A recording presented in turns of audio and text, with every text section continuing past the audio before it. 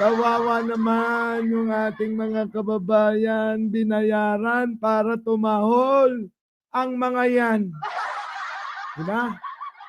Aminin niyo na, hindi naman kayo makukulong tulad ni Sarah. So eto na nga mga kababayan, naku talaga naman 'no, balitang-balita na 'yan, mga bayaran, etong mga dala ni Sara Duterte sa rally nila. Pasok!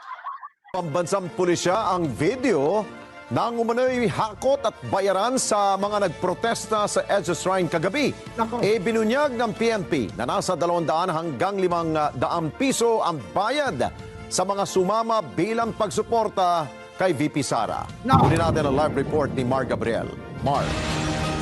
Ayan mga kababayan ha. Opo, bago natin ituloy ito, baka aking makalimutan at makalimutan nyo rin ha.